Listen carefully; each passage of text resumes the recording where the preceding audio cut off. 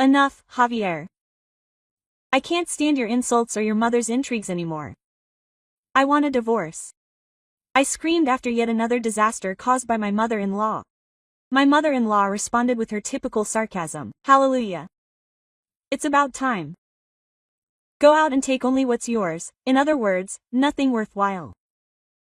I immediately called my parents. My mother, upon learning of the snub, responded firmly. That's what that witch said. We're on our way. With her arrival, the scenario changed completely. Welcome to the Deserved Revenge channel. If you're enjoying this story, subscribe to the channel and like the video for future stories. I'm Dina, and this story isn't about a poor girl married to an arrogant rich man. It's about appearances, pride, and the sweetest revenge, served not hot, not cold, but just right, like a good espresso. I grew up changing foster homes until I found the Cortez. They gave me more than stability. I was taught that the best moves are made in silence. In college, I chose to study Japanese, the perfect language for someone who has learned to master patience and subtlety. I got a job as a translator for an international company, although I could easily buy it. But Javier would find out about that the hard way. One random Tuesday I saw him for the first time at the coffee shop near the office. Tall, with a smile that I would later discover was as fake as the Rolex on his wrist. He was talking on the phone as if he owned the world, unaware that he didn't even own his own credit card. I've never seen you around here before, I said, perfectly playing the role of the simple girl, just escaping the chaos of the office. I'm Javier. His firm, studied handshake, along with his smug tone, didn't surprise me. I'm Dina. And what does the fugitive gentleman from the chaos of the office bring to my favorite coffee shop? Good coffee and better company, he said, flashing his number 3 smile, the one I later learned he reserved for impressing women he considered lower class. The months passed like pages of a Japanese manga, fast-paced, full of twists and turns and ulterior motives. If Javier knew how to read between the lines the way I read contracts in kanji, he would have seen that he was starring in a story very different from the one he imagined. Javier had that irresistible urban charm. After a year of dating, we decided to get married. I was on cloud 9, but I felt he needed to get to know the people and the place that shaped me. My adoptive parents, the Cortez, are hardworking and live simply. They were remodeling their house and were temporarily living in a small, modest apartment, but full of love and memories. When I told Javier, he nodded, but I noticed a strange expression on his face when he saw the confined space. It was subtle, but evident. Javier was uncomfortable. We spent the weekend there and my parents treated him like royalty, but he seemed to be constantly looking at the clock, anxious to return. In the car, the silence was thick as smoke. Javier, you're being really quiet. What's wrong? I asked. He sighed and blurted out, Look, Dina, your parents are great, but we come from different worlds. I felt the impact of his words, but I kept my cool. And what exactly does that mean? I asked, anticipating his attempt to hide the truth. Does it mean it's different, Dina? I'm not used to it, he replied, his tone evasive. He quickly tried to correct me, but that doesn't change how I feel about you. I love you, and that's what's important. I stared out the window, chewing on my elbow, thinking about the differences between us. I didn't need luxuries, but I expected him to respect my roots. Are we okay with respecting where we come from? No, I asked. He nodded uncomfortably. His words were meant to comfort me, but a doubt tormented me. Did we really agree? A few days after the discomfort at my parents' house, it was my turn to meet Javier's mother, Brunilda. She lived in a skyscraper in the center, in an apartment that was a display of luxury and ostentation. When we arrived, she greeted us at the door dressed from head to toe in designer clothes as if she were at a gala. Dina, right? And what are you doing? He asked with a look that analyzed me as if I were an acquisition to be appraised. I am a translator working with Japanese clients at a trading company, I replied, trying hard to sound confident. Brunilda smiled politely but coolly. She seemed to be analyzing my every word with the same precision with which someone assesses a risky investment. Amidst the luxurious furnishings, I knew the real test was just beginning. Oh, impressive, she smiled like a plump woman assessing her prey. And where exactly do you come from, my dear? Her tone was sweet as artificial saccharin and had a bitter aftertaste at the end of a small town. I was adopted by the polite, I replied, watching her face contort as if she had tasted fake caviar. Adopted province. She pronounced the words as if she had found a cockroach in her bag. Chanel. My dear, this is not befitting our status. Javier tried to stand firm for at least a second. Mom, please, I love Adrina and we are getting married. Brunilda's eyes shone like a loan shark's watching a desperate client. Getting married. And how do they plan to do it? Something intimate in Hawaii. Just the two of us, I replied, holding back a laugh as I imagined her reaction. After all, the resort was already booked by my parents. Sure, but she would find out about that later. Brunilda nearly choked on her imported tea. Hawaii. Just the two of you. Impossible. What will society think? I can't have my only son getting married like a couple in love, I suggested sweetly. She left the room, huffing and puffing like a teapot on sale. Javier gave me that remorseful puppy look he practiced in front of the mirror. Leave it to me, I'll fix it. 4 months later we were in Hawaii.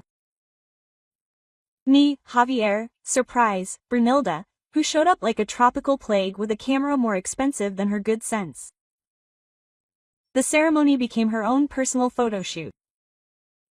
Brunilda circled like a sale-priced paparazzi, screaming further to the right.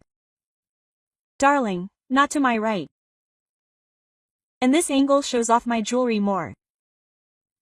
I thought it would just be the two of us, I whispered to Javier as I smiled too, that photo. She's just excited, he murmured, confusing excitement with pathological possessiveness. And this is going to look fabulous on my feed, Brunilda shouted, thinking more about likes than true love.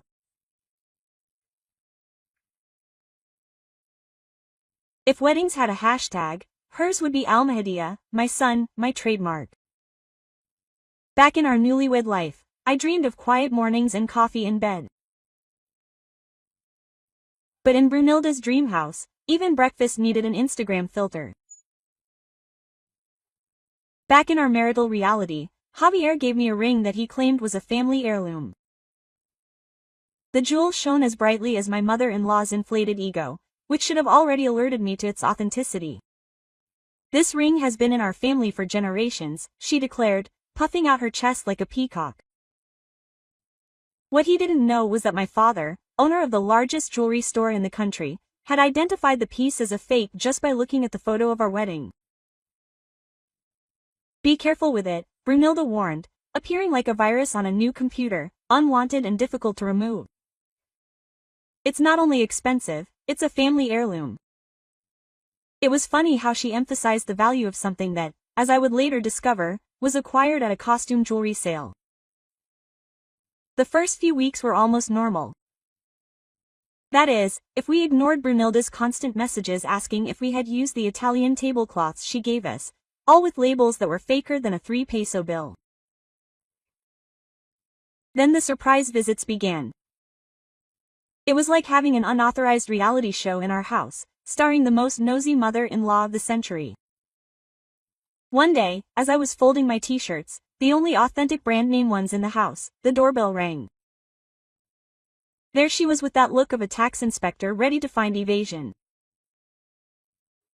I came to see my lovebirds, she said as her eyes scanned the place like a surveillance drone. Brunilda inspected the kitchen, running her finger over every surface, probably looking for dust with more dedication than Javier used when looking for a job.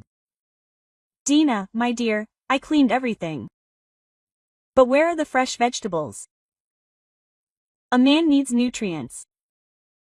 As if Javier were a rare plant that could only survive on imported fertilizer. When I complained to Javier, he gave me that toothpaste commercial smile. She's just worried, my love. Of course, as worried as a vulture circling its prey. She judges me as if I were an intruder in my own home. I protested.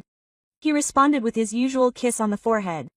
Javier's universal solution for everything, along with Dad's credit card. The last straw was when I closed a $1 million contract with a Japanese company. I practically owned it. When I got home, I found Brunilda installed in my living room like a persistent virus. I heard you're working a lot, her voice began, sharper than her heels. And as if that weren't enough, 2 days later she showed up at my office delivering comments that would make any labor lawyer shudder with fear. Uninvited and without the slightest sense of ridicule, Brunilda burst into Mr. Oscar's office like a character in a Mexican soap opera in the middle of a scandal. Upon seeing my boss, a distinguished 70-year-old gentleman and a member of the company's board, she blurted out without reservation. "Oh, so this is the old man. Well, at least with him I have nothing to worry about," she proclaimed, without imagining that she was insulting one of the most influential men in the country. Mr. Oscar, who had already bought and sold companies bigger than Brunilda's ego, simply smiled with the wisdom of someone who has seen many a nouveau riche make fools of themselves. "Ma'am," he said calmly as he adjusted his 30,000 peso glasses. "I suggest you save that enthusiasm for the next charity event. By the way, I received your invitation. What a shame I had to decline." Brunilda's smile melted faster than cheap makeup in the summer. That night I confronted Javier in our room decorated with the good taste that only a mother-in-law with money and a limitless credit card knows.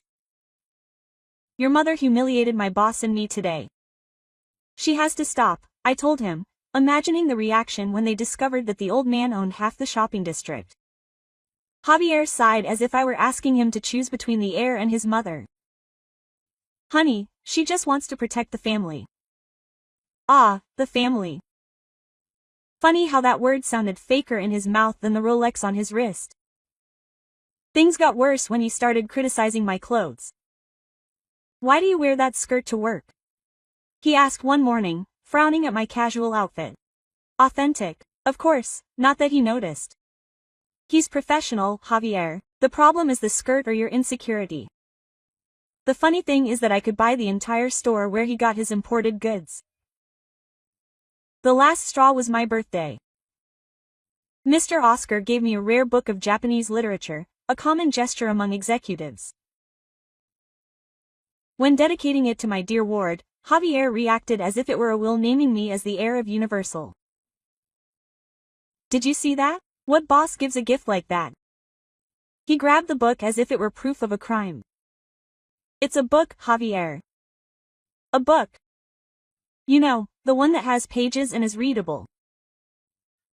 But he was already busy writing to his mother, probably calling an urgent meeting of the Paranoids Anonymous Club. That business trip was literally a respite, since Brunilda's perfume hadn't arrived in the neighboring city. Our company, well, my company, but they would find out about that later. It was expanding rapidly and I couldn't wait to leave the family drama behind. I was finishing a dinner with our Japanese partners when I noticed suspicious shadows moving.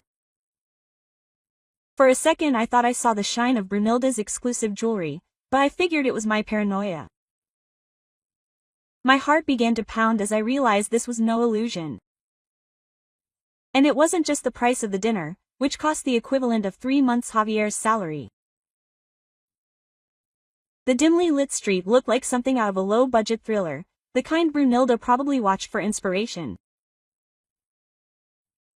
I approached 2 of the Japanese executives and asked them to accompany me, as a precaution and, of course, to enjoy watching Brunilda try to explain her behavior to our biggest investors. Under the lights of the 5-star hotel, which by the way she had tried to book and which mysteriously was fully booked for her arrival, the impromptu detectives Javier and his mother appeared, looking like two characters from a Mexican soap opera convinced they were unmasking a betrayal. But what the hell? I started to say. But Brunilda stepped forward, wanting to steal the scene like a supporting actress giving her best dramatic performance. "We're protecting the family's honor," she proclaimed with all her might, unaware that those accompanying me were the co-and CFO of one of Asia's largest corporations. "We can't trust you, Dina, with all these executives." I took a deep breath, trying not to laugh as I imagined her reaction when she learned that these men called me Alina Salma out of respect, not closeness. "I'm going to tell your parents everything," she threatened, shaking her fake branded bag as if it were irrefutable proof. "They need to know what kind of woman you've become." I laughed. "Go ahead, Brunilda. I would love to see the scene." I couldn't wait to see her face when she discovered that my father was not just a greasy mechanic, but the businessman behind half the buildings in the city. I could already see the scene. Brunilda, her designer bag, and that look of astonishment when she found out who the humble people really were. Polite. The next day, my mother called me with more amusement than concern in her voice. "Your mother-in-law came demanding to see your father." I gave her the address of the office, you know, the one with the camouflaged heliport on the roof. Dad was there pretending to be just the owner of the workshop with his hands stained with grease, personally supervising the development of a new bulletproof glass project to fit his hobby of buying and selling companies on the international market. He grimaced. Seeing his hands, my mother continued, clearly enjoying the moment. If only she knew that the dirt was actually a special compound that we had just patented, it would have been the perfect ending, a scene worthy of a comedy of errors that even the best soap opera scriptwriter could not have imagined. Brunilda left convinced that she had confirmed her suspicion about my humble origins. I had no idea that this simple mechanic was just the tip of an industrial empire that would turn her finance department into a dollhouse. I hung up the phone with a smile. The same smile Brunilda would have when she found a sale on authentic jewelry. The show was about to begin. The next day she appeared at my office, her heels of a questionable brand clicking on the floor, ready to make her next venomous comment. Dina began with a tone more acidic than a lemon in salt. "Now I perfectly understand where your habits come from." She pronounced habits as if it were something infectious. "Your father, a simple mechanic with dirty hands. What education could someone like that give a child?" She waved her fake nails that surely cost less than the imported coffee my father offered in his workshop. I took a deep breath thinking about reminding her that those dirty hands signed checks that would make her apartment look like change. Pocketbook. Before I could respond, Javier entered perfectly timed to play his role of obedient son. Instead of defending me, he turned to his mother like a scared puppy in a storm. "Mom, forgive me. Dina's family is different from ours." Different. Savor the word like someone tasting an expensive wine that Brunilda pretends to know. "I think it's time to show how different we really are." Brunilda's eyes sparkled like her fake jewels in the light. "Divorce, quote. What a wonderful idea," she hummed, probably imagining the relieved post she would make on her social media. Javier nodded like a display doll. "Maybe it's for the best." I had no idea that the best was light years away from what they imagined. I spent the night in the guest room decorated with furniture worth more than Brunilda's entire closet. Every tear that fell was not from sadness, but from anticipation for what was about to happen. The next morning I began the calls. First stop, Mr. Oscar, who was not only my boss, but the chairman of the company's board, a small detail that Javier and his mother would soon discover. "Mr. Oscar, it's Dina. I need a few days off to reorganize some things." My voice shook slightly, but from pure excitement. "Dina," Mr. Oscar's voice held a fatherly warmth that would make Brunilda explode with jealousy. "You're more than just our trusted employee. You are part of this family. Take as much time as you need, and with full pay, for that matter. Sure. And about the project in Tokyo, something tells me you'll soon have more power over it than you imagine. I thanked her, feeling a lump in my throat, not from nervousness, but from the anticipation of what was to come. My next call was to the person who knew the circus of my life best, my mother, a discreet accomplice.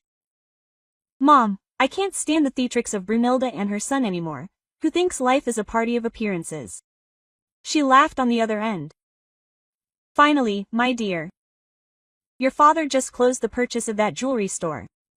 Yes, the same one where Javier bought that counterfeit family ring. We're on our way and we brought that old pit cop, you know, the one Dad uses to transport the documents of the companies he buys for fun. I began to pack calmly, leaving behind Brunilda's gifts, the ones that screamed settlement in 12 months without interest. Then she appeared at the door like that annoying spam that you can never block. Take only what you bought with your own money, she ordered, as if I needed it. His permission.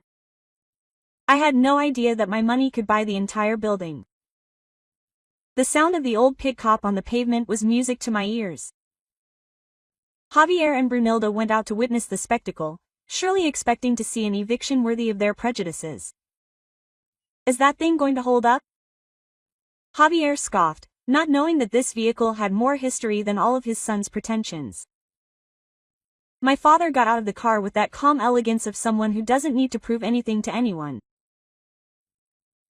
He calmly handed him the divorce papers, printed on the letterhead of the law firm that he had just acquired, coincidentally.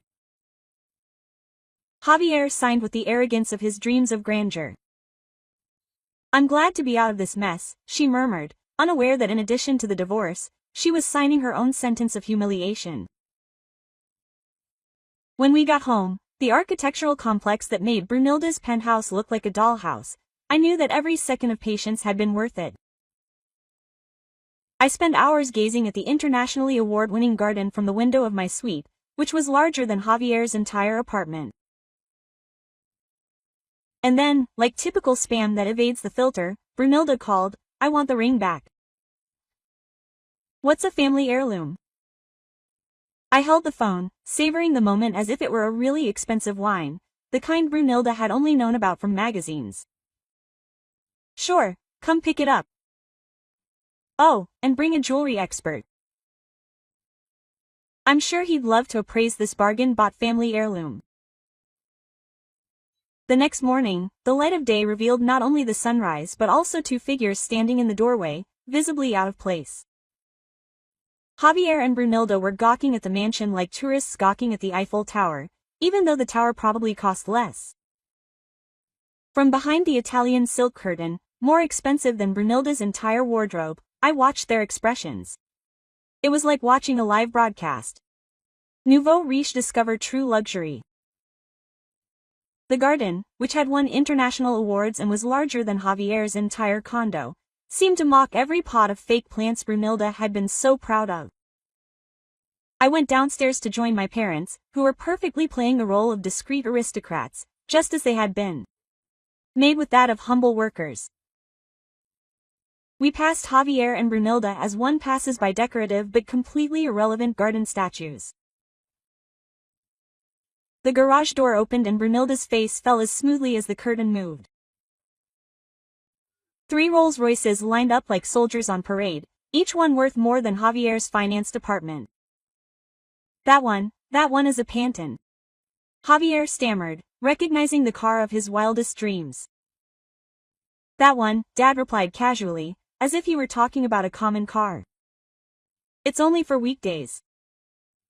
Weekenders are at the beach house. Dina Javier finally articulated her voice, shaking more than the limit on her credit card. What place is this? I walked toward them with the elegance that Brunilda always tried to imitate from magazines. Welcome to the Cortez house. Do you remember that small workshop? It's actually the development center of the largest specialty glass conglomerate in the Southern Hemisphere. And as for my father's dirty hands, he was testing a new compound for embassy bulletproof glass. Brunilda seemed to have swallowed her own false pearls. But, the work clothes. Dad believes that true leaders should know all aspects of the business. It's like his hobby when he's not buying companies or planning his political campaign.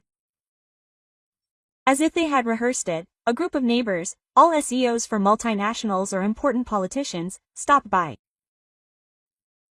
Mr. Cortez, the donation of $50 million for the new children's hospital was inspiring. And congratulations on the purchase of that jewelry chain, yes, the one where they sell certain family heirlooms, said one of them. Looking directly at the ring on Brunilda's finger with a smile full of mischief. My parents thanked them with that natural elegance that no money in the world can buy, the same that Brunilda had tried to imitate for years with the same success she had when passing off her fake bags as the real thing. Javier's face was a poem of belated regret, the expression of someone who realizes that he sold all the shares the day before, that they would double in value. Brunilda, for her part, seemed to have swallowed not just something bitter, but her entire collection of counterfeit perfumes. Well, I smiled, adjusting my authentic Cartier, very different from Javier's fake Rolex. I think it's clear now who really came from a different family, right? And that's when the real show began.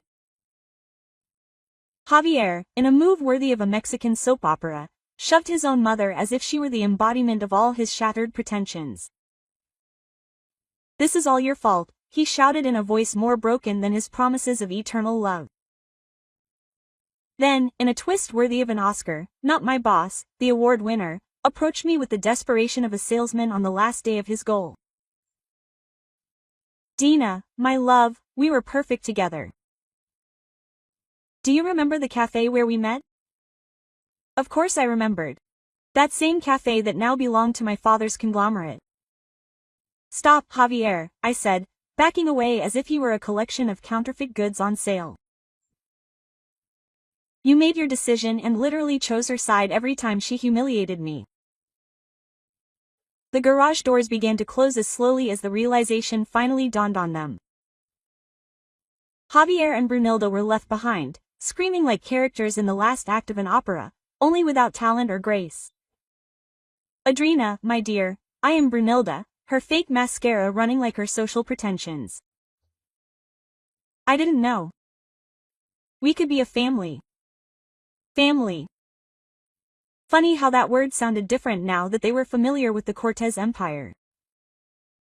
When I reached the door, I asked my father to stop. Javier ran desperately, as if trying to cling to the last vestige of social status he had left.